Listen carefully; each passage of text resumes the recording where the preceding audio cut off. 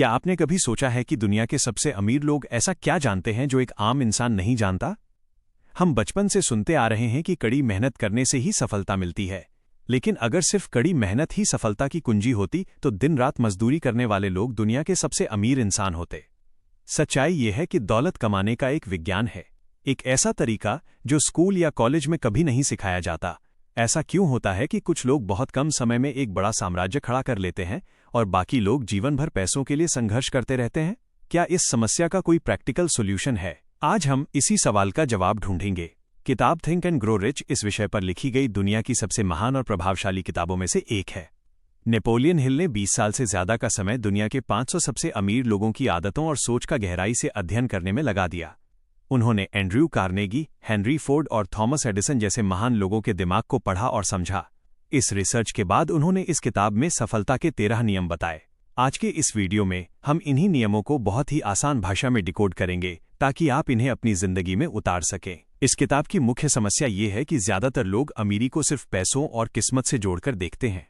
वे सोचते हैं कि पैसा कमाने के लिए उनके पास पहले से बहुत सारा पैसा होना चाहिए या फिर उनके पास कोई बहुत बड़ी डिग्री होनी चाहिए।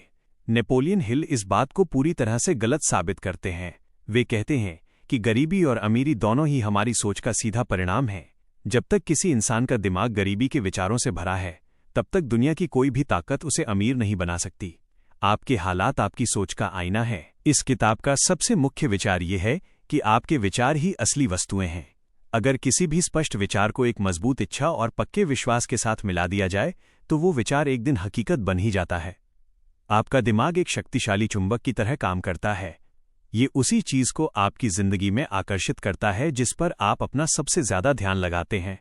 अगर आप हमेशा अपनी कमियों और असफलताओं के बारे में सोचेंगे तो आपको वही मिलेगा, लेकिन अगर आप स्पष्ट रूप से सफलता पर ध्यान केंद्रित करेंगे तो रास्ते अपने आप खुलने लगेंगे। सफलता का पहला सबसे महत्वपूर्ण नियम है एक ज्वलंत इच्छा, जिसे बर्निंग डिजायर कहा जाता है। ये सिर्फ ये चाहना नहीं है कि मेरे पास बहुत सारा पैसा हो। दुनिया का हर इंसान अमीर बनना चाहता है, लेकिन सिर्फ चाहने से आज तक किसी को कुछ नहीं मिला। एक बर्निंग डिजायर का मतलब है एक ऐसा गहरा जुनून जो आपके हर विचार और आपके हर काम पर हावी हो जाए। ये एक ऐसी इच्छा है जिसके लिए आप अपना सब कुछ दांव पर लगाने को तैयार रहते हैं। इसे अच्छे से समझने के लिए किताब में एडविन सी बार्न्स की बहुत ही अद्भुत कहानी दी गई है। एडविन बार्न्स एक बिल्कुल आम इंसान थे। उनके पास न तो पैसे थे और न ही कोई बहुत बड़ी पढ़ाई थी, लेकिन उनके अंदर एक बर्निंग डिजायर थी। वे उस समय के महान वैज्ञानिक थॉमस एडिसन के साथ बिजनेस पार्टनर बनना चाहते थे। यहां ध्यान देने वाली बात यह है कि वे एडिसन के यहां नौकरी नहीं करना चाहते थे, बल्कि उनके बराबर के पार्टनर बनना चाहते थे। बार्न्स के पास एडिसन के शहर तक जाने के लिए एक ट्रेन की टिकट के पैसे भी नहीं थे। वे एक मालगाड़ी में बैठकर वहां तक पहुंचे। जब वे एडिसन के ऑफिस के अंदर गए तो वे देखने में बिल्कुल साधारण और गरीब लग रहे थे, लेकिन एडिसन ने उनके चेहरे पर एक ऐसा दृढ़ संकल्प देखा जो कभी हार मानने वाला नहीं था। बार्न्स को शुरुआत में ऑफिस में एक बहुत ही छोटे काम पर रख लिया गया। कई महीने बीत गए, उनकी जिंदगी में कुछ भी नहीं बदला, लेकिन बार्न्स का डिजायर बिल्कुल भी कम नहीं हुआ। वे हर दिन खुद को एडिसन के पार्टनर के रूप में देखते थे। फिर एक दिन उन्हें एक बहुत बड़ा मौका मिला। एडिसन ने एक नई मशीन बनाई जिसे एडिसन डिक्टेटिंग मशीन कहा जाता था। उनके खुद के सेल्समैन उस मशीन को बेचना नहीं चाहते थे, क्योंकि उन्हें लगता था कि बाजार में ये मशीन बिल्कुल नहीं बिकेगी। बार्न्स ने तुरंत इस मौके को पकड़ा। उन्होंने पूरे आत्मविश्वास के साथ कहा कि मैं इस मशीन को बेच सकता हूं, और उन्होंने इतनी सफलतापूर्वक उस मशीन को बाजार में बेचा कि थॉमस एडिसन ने उन्हें पूरे देश में उस मशीन को बेचने का कॉन्ट्रैक्ट दे दिया। यहीं से एक नारा बना कि मेड बाय एडिसन और इंस्टॉल्ड बाय बार्न्स। बार्न्स ने अपनी एक ही इच्छा पर अपना सब कुछ दांव पर लगा दिया था और उन्होंने पीछे हटने का कोई भी रास्ता नहीं छोड़ा था। आज की असल जिंदगी में हम अक्सर यही एक बहुत बड़ी गलती करते हैं। हम एक लक्ष्य बनाते हैं, लेकिन साथ ही अपने दिमाग में एक बैकअप प्लान भी रखते हैं। हम सोचते हैं कि अगर ये काम नहीं हुआ तो मैं वापस अपनी पुरानी नौकरी कर लूंगा या कोई दूसरा सुरक्षित रास्ता अपना लूंगा। नेपोलियन हिल कहते हैं कि जब तक आपके पास पीछे हटने का रास्ता होता है, तब तक आप अपना 100% नहीं देते। जब आप अपने पीछे के सारे पुल जला देते हैं और खुद से कहते हैं कि या तो मैं ये हासिल करूंगा या फिर कोशिश करते करते खत्म हो जाऊंगा, सिर्फ तभी आपके अंदर जीतने की वो असली बर्निंग डिजायर पैदा होती है। इच्छा के बाद दूसरा सबसे महत्वपूर्ण नियम है विश्वास।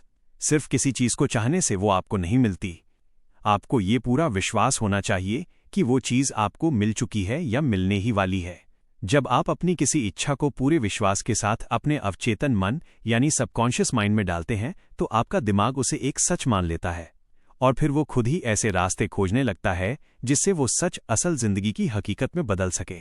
अगर आप अपने लक्ष्य की दिशा में काम कर रहे हैं लेकिन अंदर से आपको शक है कि आप सफल होंगे या नहीं, तो आपका सबकॉन्शियस माइंड उस शक को सच कर देगा और आप कभी सफल नहीं हो पाएंगे। विश्वास को अपने अवचेतन मन यानी सबकॉन्शियस माइंड तक पहुंचाने का सबसे असरदार तरीका है ऑटो सजेशन। यह इस किताब का तीसरा सबसे महत्वपूर्ण नियम है। ऑटो सजेशन का मतलब है खुद को लगातार निर्देश या सुझाव देना। हमारा सबकॉन्शियस माइंड एक बहुत ही उपजाऊ जमीन की तरह है। अगर आप इसमें सफलता और अमीरी के बीज नहीं बोएंगे तो इसमें अपने आप नकारात्मक विचारों का कचरा उगने लगेगा। ज्यादातर लोग असल जिंदगी में यही गलती करते हैं। वे दिन भर अपनी परेशानियों, अपने डर और अपनी कमियों के बारे में सोचते रहते हैं। उनका सबकॉन्शियस माइंड इन्हीं नकारात्मक बातों को सच मान लेता है और उनकी जिंदगी में और ज्यादा परेशानियां पैदा कर देता है। नेपोलियन हिल कहते हैं कि आपको अपने दिमाग में जाने वाले विचारों को जानबूझकर कंट्रोल करना होगा। इसका प्रैक्टिकल तरीका यह है कि आप जो भी सफलता चाहते हैं उसे एक कागज पर स्पष्ट रूप से लिख लें। आपको यह भी लिखना होगा कि उस सफलता को पाने के लिए आप क्या कीमत चुकाने को तैयार हैं, क्योंकि इस दुनिया में कुछ भी मुफ्त नहीं मिलता। फिर उस कागज को दिन में कम से कम 2 बार जोर से पढ़ें, एक बार सुबह उठने के तुरंत बाद और एक बार रात को सोने से ठीक पहले। लेकिन यहां एक बहुत बड़ा पेच है। अगर आप सिर्फ बिना किसी भावना के रोबोट की तरह उन शब्दों को पढ़ लेंगे तो आपका सबकॉन्शियस माइंड कभी उन पर विश्वास नहीं करेगा। जब आप अपने लक्ष्य को जोर से बोलें तो आपको ये गहराई से महसूस होना चाहिए कि वो सफलता आपको मिल चुकी है। आपको अपने अंदर वो खुशी और वो उत्साह महसूस करना होगा। भावनाएं ही वो इकलौती भाषा हैं जिसे आपका सबकॉन्शियस माइंड पूरी तरह समझता है। इसके बाद सफलता का चौथा नियम आता है स्पेशलाइज्ड नॉलेज यानी विशेष ज्ञान। बचपन से हमें सिखाया जाता है कि ज्ञान ही शक्ति है, लेकिन नेपोलियन हिल इस बात को पूरी तरह से गलत मानते हैं। वे कहते हैं कि ज्ञान में अपने आप में कोई शक्ति नहीं होती। ज्ञान सिर्फ एक संभावित शक्ति है। यह तभी असली ताकत बनता है जब इसे एक निश्चित लक्ष्य को हासिल करने के लिए सही तरीके से और सही दिशा में इस्तेमाल किया जाए। इस बात को साबित करने के लिए किताब में हेनरी फोर्ड की एक बहुत ही मशहूर कहानी बताई गई है। पहले विश्व युद्ध के दौरान एक अखबार ने हेनरी फोर्ड को एक अज्ञानी इंसान कह दिया था। इस बात पर फोर्ड ने उस अखबार पर मानहानि का मुकदमा कर दिया। जब मामला अदालत में पहुंचा तो अखबार के वकीलों ने यह साबित करने की कोशिश की कि फोर्ड सच में अज्ञानी है। वकीलों ने फोर्ड से इतिहास और सामान्य ज्ञान के बहुत सारे उलझे हुए सवाल पूछे। वे उनसे पूछने लगे कि इतिहास के उस युद्ध में कितने सैनिक भेजे गए थे। फोर्ड इन बेतुके सवालों से बहुत परेशान हो गए। उन्होंने एक बहुत ही कड़ा जवाब दिया। फोर्ड ने कहा कि मेरी डेस्क पर बहुत सारे बटन लगे हुए हैं। जब मुझे किसी भी उलझे हुए सवाल का जवाब चाहिए होता है तो मैं बस एक सही बटन दबा कायामा और मेरे पास उस विषय का एक विशेषज्ञ आकर मुझे वो जानकारी दे देता है। तो फिर मैं अपने दिमाग को इन फालतू जानकारियों से क्यों भरूं जब मेरे पास ऐसे लोग मौजूद हैं जो मेरे लिए ये काम कर सकते हैं। इस कहानी से नेपोलियन हिल हमें ये समझाते हैं कि एक सफल इंसान को हर चीज की जानकारी होना बिल्कुल जरूरी नहीं है। उसे बस ये पता होना चाहिए कि सही जानकारी कहाँ से मिलेगी और उस जानकारी का इस्तेमाल कैसे करना है। आज के समय में इंटरनेट पर दुनिया भर का ज्ञान मौजूद है, लेकिन सिर्फ जानकारी होने से कोई आगे नहीं बढ़ता। आपको अपनी फील्ड का एक विशेष ज्ञान हासिल करना होगा। आपको एक ऐसी चीज में मास्टर बनना होगा जिसकी बाजार में असल में बहुत ज्यादा मांग है। जब आपके पास एक मजबूत इच्छा हो, पक्का विश्वास हो और विशेष ज्ञान हो, तब आपको जरूरत पड़ती है 5वें नियम की, और वो नियम है इमेजिनेशन यानी कल्पना शक्ति। नेपोलियन हिल कहते हैं कि इंसान का दिमाग जिस भी चीज की कल्पना कर सकता है और जिस पर विश्वास कर सकता है वो उसे हासिल भी कर सकता है। इस धरती पर आज जो भी बड़ी बड़ी चीजें मौजूद हैं वे सभी कभी न कभी किसी इंसान के दिमाग की सिर्फ एक कल्पना थी। किताब में इमेजिनेशन को 2 हिस्सों में बांटा गया है। पहला है सिंथेटिक इमेजिनेशन। इसमें इंसान कोई नई चीज नहीं बनाता बल्कि पुरानी जानकारियों और विचारों को जोड़कर एक नया रूप दे देता है। दुनिया के ज्यादातर आविष्कार इसी तरह होते हैं। दूसरा है क्रिएटिव इमेजिनेशन। ये वो शक्ति है जब आपका दिमाग एक अलग स्तर पर काम करता है। जब आपके अंदर कोई बहुत मजबूत इच्छा होती है तब आपका दिमाग अचानक से ऐसे नए और अनोखे विचार पैदा करता है जो पहले कभी किसी ने नहीं सोचे होते। नेपोलियन हिल जोर देकर कहते हैं कि आपकी इमेजिनेशन एक मांसपेशी की तरह है। आप इसका जितना ज्यादा इस्तेमाल करेंगे ये उतनी ही ज्यादा मजबूत होती जाएगी। अगर आप सालों से सिर्फ वही काम कर रहे हैं जो दूसरे आपको बताते हैं तो आपकी ये शक्ति धीरे धीरे कमजोर हो जाती है। आपको हर दिन अपने काम को और बेहतर बनाने के लिए नए विचारों की कल्पना करनी चाहिए। जब आपके पास एक स्पष्ट कल्पना आ जाती है और आपको पता चल जाता है कि आपको क्या चाहिए, तब आपको उसे हकीकत में बदलने के लिए एक पक्की योजना की जरूरत होती है। यही इस किताब का छठा नियम है, जिसे ऑर्गेनाइज्ड प्लानिंग कहा जाता है। सिर्फ इच्छा और कल्पना से कुछ नहीं होता। आपको एक ऐसा स्पष्ट रास्ता चाहिए जिस पर चलकर आप अपने लक्ष्य तक पहुंच सकें। अगर आप बिना किसी योजना के काम शुरू कर देते हैं तो आप बिल्कुल उस जहाज की तरह होंगे जिसका कोई कप्तान नहीं है और जिसे ये नहीं पता कि उसे किस बंदरगाह पर जाना है। नेपोलियन हिल कहते हैं कि अगर आपकी बनाई हुई पहली योजना काम नहीं करती है तो आपको उदास होकर हार नहीं माननी चाहिए। एक असफल योजना का मतलब ये नहीं है कि आप कभी सफल नहीं हो सकते। इसका सिर्फ इतना मतलब है कि आपको तुरंत एक नई योजना बनानी चाहिए। अगर दूसरी योजना भी फेल हो जाए तो तीसरी योजना बनाएं। ज्यादातर लोग यहीं पर हार मान लेते हैं। जब उनकी पहली योजना असफल होती है तो वे सोचते हैं कि उनका लक्ष्य ही गलत है और वे उस काम को छोड़ देते हैं। थॉमस एडिसन को बिजली का बल्ब बनाने में 10,000 बार असफलता मिली। इसका मतलब ये नहीं था कि वे जीवन में हार गए थे, बल्कि इसका मतलब ये था कि उनके पास 10,000 ऐसी योजनाएं थीं जो काम नहीं करती थीं। अंत में उन्होंने एक सही योजना खोजी और दुनिया को रोशन कर दिया। एक हार सिर्फ एक अस्थायी रुकावट होती है, वो कोई अंतिम परिणाम नहीं है। एक सही योजना बनाने के बाद जो सबसे बड़ी चुनौती आती है वो है निर्णय लेना। किताब का 7वां नियम हमें डिसीजन यानी पक्का फैसला लेना सिखाता है। नेपोलियन हिल ने दुनिया के कई सौ सबसे अमीर और सफल लोगों का विश्लेषण किया और ये पाया कि उन सभी में एक खास आदत थी। वे सभी अपने निर्णय बहुत जल्दी लेते थे और अगर कभी उन निर्णयों को बदलना पड़ता तो वे बहुत सोच समझकर और बहुत धीरे धीरे बदलाव करते थे। इसके बिल्कुल उलट जो लोग जिंदगी में असफल होते हैं वे निर्णय लेने में बहुत ज्यादा समय लगाते हैं। वे टालमटोल करते रहते हैं और जब वे कोई फैसला ले भी लेते हैं तो दूसरों की बातों में आकर अपने निर्णय को बहुत जल्दी बदलते रहते हैं। हेनरी फोर्ड इस नियम का सबसे बड़ा उदाहरण थे। जब उन्होंने अपनी सबसे मशहूर गाड़ी मॉडल टी बनाई तो उनके सभी सलाहकारों और डिजाइनर्स ने उनसे कहा कि इस गाड़ी का डिजाइन बहुत पुराना और भद्दा हो गया है, इसलिए उन्हें इसे तुरंत बदल देना चाहिए। लेकिन फोर्ड ने बहुत जल्दी और पक्का निर्णय ले लिया था कि वे इसी डिजाइन पर काम करेंगे। उन्होंने लोगों की बातों में आकर अपना फैसला नहीं बदला। उन्होंने उस डिजाइन को बदलने में बहुत लंबा समय लिया और तब तक उन्होंने उसी गाड़ी से पूरी दुनिया में एक बहुत बड़ा साम्राज्य खड़ा कर लिया। जब आप निर्णय लेने में देरी करते हैं तो असल में आप अपने डर को अपने ऊपर हावी होने देते हैं।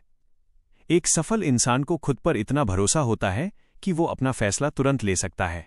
जब अमेरिका को आज़ाद करने के लिए 56 लोगों ने आज़ादी के घोषणापत्र पर हस्ताक्षर किए थे तो वो कोई आम फैसला नहीं था। उन सभी 56 लोगों को पता था कि अगर वे सफल नहीं हुए तो उन सभी को देशद्रोह के आरोप में फांसी पर लटका दिया जाएगा। लेकिन उन्होंने अपनी जान की परवाह किए बिना वो पक्का निर्णय लिया क्योंकि उनके अंदर एक बर्निंग डिजायर थी। लेकिन कोई भी इंसान अकेला सब कुछ नहीं कर सकता। और यहीं पर इस किताब का सबसे शक्तिशाली और 9वां नियम आता है जिसे पावर ऑफ मास्टरमाइंड कहा जाता है। नेपोलियन हिल मास्टरमाइंड को एक बहुत ही अलग तरीके से समझाते हैं। वे कहते हैं कि जब 2 या 2 से ज्यादा लोग किसी एक निश्चित लक्ष्य को हासिल करने के लिए पूरे तालमेल और सकारात्मक सोच के साथ एक साथ आते हैं तो वे एक तीसरे और बहुत ही शक्तिशाली अदृश्य दिमाग को जन्म देते हैं। आप इसे बैटरी के उदाहरण से समझ सकते हैं। एक बैटरी से जितनी ऊर्जा मिलती है, अगर आप वैसी ही कई बैटरियों को एक तार से जोड़ दें तो ऊर्जा कई गुना बढ़ जाएगी। इंसानी दिमाग भी बिल्कुल ऐसे ही काम करता है। एंड्रयू कार्नेगी जो अपने समय के सबसे अमीर इंसान थे, उन्हें स्टील बनाने की कोई खास तकनीकी जानकारी नहीं थी। उनके पास कोई इंजीनियरिंग की डिग्री नहीं थी। लेकिन उनके मास्टरमाइंड ग्रुप में लगभग 50 ऐसे लोग थे जो स्टील उद्योग के विशेषज्ञ थे। कार्नेगी का मुख्य काम सिर्फ उन 50 लोगों के दिमाग को एक साथ जोड़कर रखना और उनसे सही दिशा में काम करवाना था। आजकल लोग समझते हैं कि वे अकेले ही कमरे में बैठकर कोई बहुत बड़ा व्यापार खड़ा कर लेंगे, लेकिन ये एक बहुत बड़ी गलतफहमी है। अगर आप अपने आसपास ऐसे लोगों का एक समूह नहीं बनाते जो आपसे ज्यादा समझदार हैं, जिनके पास वो ज्ञान है जो आपके पास नहीं है, तो आप कभी भी बहुत बड़ी सफलता हासिल नहीं कर सकते। आपका मास्टरमाइंड ग्रुप आपकी कमजोरियों को दूर करता है और आपको ऐसे विचार देता है जो आप अकेले कभी नहीं सोच सकते। अब हम आते हैं इस किताब के 10वें और शायद सबसे ज्यादा रहस्यमयी नियम पर, जिसे सेक्स ट्रांसम्यूटेशन कहा जाता है। जब लोग इस शब्द को सुनते हैं तो वे अक्सर इसका गलत मतलब निकाल लेते हैं। नेपोलियन हिल यहां किसी शारीरिक संबंध की बात नहीं कर रहे हैं। वे एक बहुत ही गहरे मनोवैज्ञानिक सिद्धांत को समझा रहे हैं। इंसान के अंदर कई तरह की इच्छाएं होती हैं, लेकिन उन सभी में सबसे ज्यादा शक्तिशाली और सबसे ज्यादा ऊर्जा पैदा करने वाली इच्छा सेक्स की होती है। जब कोई इंसान इस भावना के प्रभाव में होता है तो उसके अंदर एक अलग ही तरह का साहस, कल्पना शक्ति और इच्छा शक्ति आ जाती है जो आम दिनों में उसमें नहीं होती। हिल कहते हैं कि अगर इस असीम ऊर्जा को सिर्फ शारीरिक स्तर तक ही सीमित रखा जाए तो ये इंसान को बर्बाद कर सकती है। लेकिन ट्रांसम्यूटेशन का मतलब है इस विशाल ऊर्जा की दिशा को मोड़ देना। जब आप इस भावना से पैदा होने वाली ऊर्जा को अपने लक्ष्य, अपने व्यापार या अपनी रचनात्मकता की तरफ मोड़ देते हैं तो ये एक ऐसी शक्ति बन जाती है जो आपको रातों रात सफलता के शिखर पर पहुंचा सकती है। इतिहास के जितने भी महान लोग हुए हैं उनके अंदर ये ऊर्जा बहुत ज्यादा थी, लेकिन उन्होंने इसे अपनी सफलता का ईंधन बना लिया। अगर आप इस ऊर्जा को सही दिशा देना सीख जाते हैं तो आपके अंदर एक ऐसा आकर्षण और एक ऐसी लीडरशिप क्वालिटी आ जाती है जिसे लोग चुंबक की तरह महसूस करते हैं। इसके बाद आता है 11वां नियम, जो हमारे सबकॉन्शियस माइंड यानी अवचेतन मन की कार्यप्रणाली को गहराई से समझाता है। आपका सबकॉन्शियस माइंड दिन रात काम करता है। आप सो रहे हों या जाग रहे हों, ये कभी आराम नहीं करता। ये एक ऐसा कारखाना है जहां आपके विचार आपकी हकीकत में बदलते हैं। लेकिन सबसे बड़ी दिक्कत ये है कि आप अपने सबकॉन्शियस माइंड को सीधे तौर पर कोई आदेश नहीं दे सकते। यह सिर्फ आपकी भावनाओं की भाषा समझता है। किताब में बताया गया है कि 7 मुख्य सकारात्मक भावनाएं होती हैं, जैसे इच्छा, विश्वास, प्यार और उत्साह। और इसी तरह 7 मुख्य नकारात्मक भावनाएं होती हैं, जैसे डर, ईर्ष्या, नफरत और लालच। आपका सबकॉन्शियस माइंड सकारात्मक और नकारात्मक विचारों के बीच कोई फर्क नहीं समझता। वो उस विचार को हकीकत में बदल देता है जिसके साथ आपकी सबसे ज्यादा गहरी भावनाएं जुड़ी होती हैं। अगर आप अमीर बनना चाहते हैं लेकिन आपके मन में हर समय गरीबी का डर बना रहता है तो आपका सबकॉन्शियस माइंड उस डर की भावना को पकड़ लेगा और आपकी जिंदगी में गरीबी को ही सच कर देगा। इसलिए आपको जानबूझकर अपने दिमाग को सकारात्मक भावनाओं से भरना होगा ताकि डर और नफरत के लिए वहां कोई जगह ही न बचे। जब आपका सबकॉन्शियस माइंड इन सकारात्मक विचारों से भर जाता है तब 12वां नियम काम करना शुरू करता है। नेपोलियन हिल कहते हैं कि इंसान का दिमाग एक ब्रॉडकास्टिंग स्टेशन की तरह है। जिस तरह एक रेडियो स्टेशन से तरंगें निकलती हैं और दुनिया के किसी भी कोने में बैठे रेडियो पर सुनी जा सकती हैं, बिल्कुल उसी तरह हमारा दिमाग भी ब्रह्मांड में विचारों की तरंगें भेजता है और उन्हें ग्रहण भी करता है। जब आप किसी बहुत बड़े लक्ष्य पर काम कर रहे होते हैं और आपका मास्टरमाइंड ग्रुप आपके साथ होता है तो आपके दिमाग की ऊर्जा बहुत ऊंचे स्तर पर कंपन करने लगती है। उस समय आप अचानक से ऐसे विचारों को ग्रहण करने लगते हैं जो आपके खुद के नहीं होते। आपको अचानक से ऐसी प्रेरणा या ऐसा रास्ता दिखाई देता है जिसकी आपने कभी कल्पना भी नहीं की थी। ये वो अवस्था है जहां इंसान अपनी साधारण सोच से ऊपर उठकर एक जीनियस बन जाता है। और यही हमें इस किताब के 13वें और आखिरी नियम तक ले जाता है, जिसे सिक्स्थ सेंस यानी छठी इंद्री कहा जाता है। नेपोलियन हिल चेतावनी देते हैं कि आप इस आखिरी नियम को तब तक नहीं समझ सकते जब तक आपने पहले के 12 नियमों पर पूरी तरह से महारत हासिल न कर ली हो। छठी इंद्री कोई जादू नहीं है, ये आपके सबकॉन्शियस माइंड का वो हिस्सा है जो सीधे उस अनंत ज्ञान से जुड़ जाता है जिसे हिल इनफाइनाइट इंटेलिजेंस कहते हैं। जब आप इस स्तर पर पहुंच जाते हैं तो आपको आने वाले खतरों का पहले से ही आभास होने लगता है ताकि आप उनसे बच सकें, और आपको आने वाले अवसरों का भी समय से पहले पता चल जाता है ताकि आप उनका फायदा उठा सकें। छठी इंद्री वो दरवाजा है जो आपके दिमाग को ब्रह्मांड की असीम बुद्धिमानी के साथ जोड़ देता है। ये कोई ऐसी चीज नहीं है जिसे आप जब चाहें तब चालू या बंद कर सकें। ये लगातार अपने आप को बेहतर बनाने, ध्यान लगाने और अपने विचारों को पूरी तरह से काबू में रखने के बाद मिलने वाला एक इनाम है। अगर हम इस पूरी किताब के सभी सिद्धांतों को एक साथ जोड़कर देखें तो हमें एक बहुत ही स्पष्ट और शक्तिशाली निष्कर्ष मिलता है। अमीरी कोई ऐसी चीज नहीं है जो किस्मत से मिलती है, ये एक निश्चित प्रक्रिया है। सबसे पहले आपको एक ऐसी ज्वलंत इच्छा चाहिए जिसके लिए आप अपना सब कुछ दांव पर लगा सकें। फिर आपको ऑटो सजेशन के माध्यम से अपने सबकॉन्शियस माइंड को ये विश्वास दिलाना होगा कि आप वो लक्ष्य हासिल कर सकते हैं। उसके बाद आपको उस काम का विशेष ज्ञान हासिल करना होगा और एक बहुत ही पक्की योजना बनानी होगी।